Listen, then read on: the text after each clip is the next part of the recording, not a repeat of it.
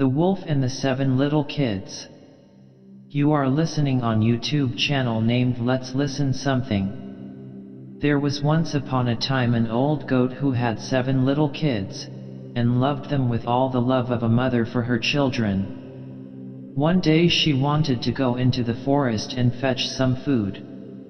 So she called all 7 to her and said, "Dear children, I have to go into the forest. Be on your guard against the wolf. If he comes in, he will devour you all, skin, hair, and everything. The wretch often disguises himself, but you will know him at once by his rough voice and his black feet." The kids said, "Dear mother, we will take good care of ourselves. You may go away without any anxiety." Then the old one bleated, and went on her way with an easy mind. It was not long before someone knocked at the house door and called, "Open the door, dear children, your mother is here, and has brought something back with her for each of you."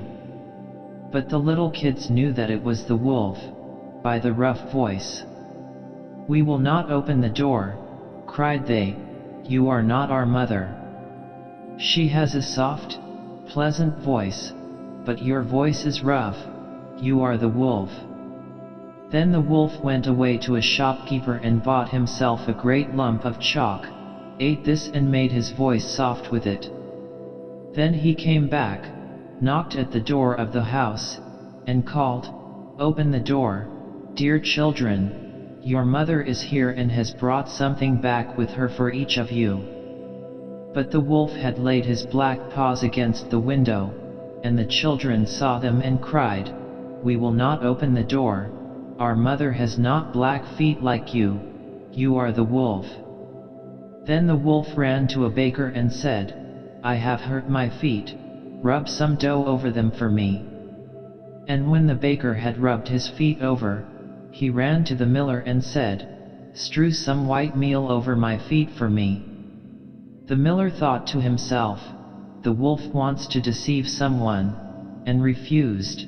But the wolf said, "If you will not do it, I will devour you." Then the miller was afraid, and made his paws white for him. Truly, this is the way of mankind.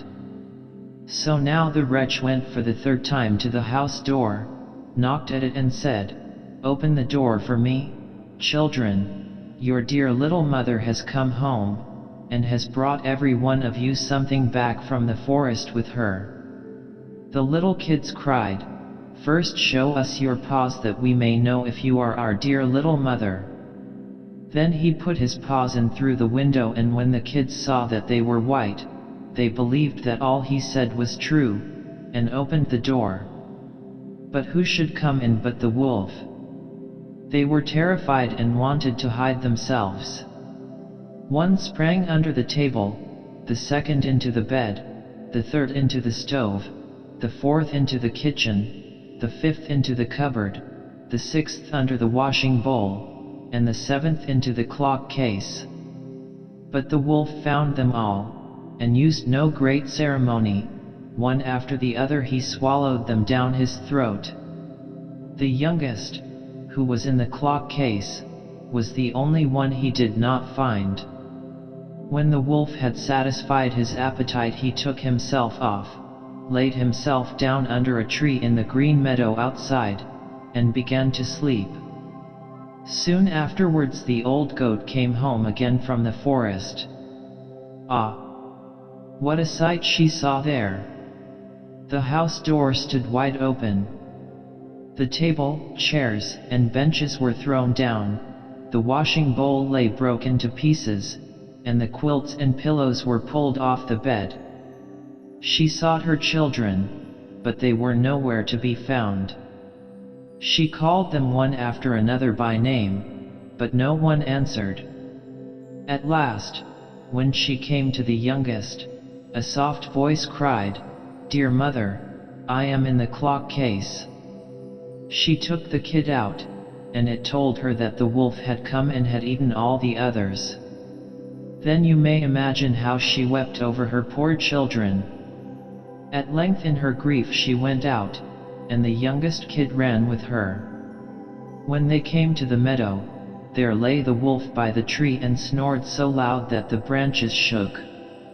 She looked at him on every side and saw that something was moving and struggling in his gorged belly. "Ah, heavens," she said, "is it possible that my poor children whom he has swallowed down for his supper, can be still alive?" Then the kid had to run home and fetch scissors, and a needle and thread, and the goat cut open the monster's stomach, and hardly had she made one cut, then one little kid thrust its head out, and when she had cut farther, all 6 sprang out one after another, and were all still alive, and had suffered no injury whatever, for in his greediness the monster had swallowed them down whole. What rejoicing there was! They embraced their dear mother, and jumped like a tailor at his wedding. The mother, however, said, "Now go and look for some big stones, and we will fill the wicked beast's stomach with them while he is still asleep." Then the 7 kids dragged the stones thither with all speed, and put as many of them into this stomach as they could get in, and the mother sewed him up again in the greatest haste, so that he was not aware of anything and never once stirred. When the wolf at length had had his fill of sleep, he got on his legs, and as the stones in his stomach made him very thirsty, he wanted to go to a well to drink. But when he began to walk and to move about, the stones in his stomach knocked against each other and rattled. Then cried he, "What rumbles and tumbles against my poor bones? I thought 'twas 6 kids, but it feels like big stones." And when he got to the well and stooped over the water to drink, the heavy stones made him fall in, and he drowned miserably. When the 7 kids saw that, they came running to the spot and cried aloud, "The wolf is dead! The wolf is dead!" and danced for joy round about the well with their mother.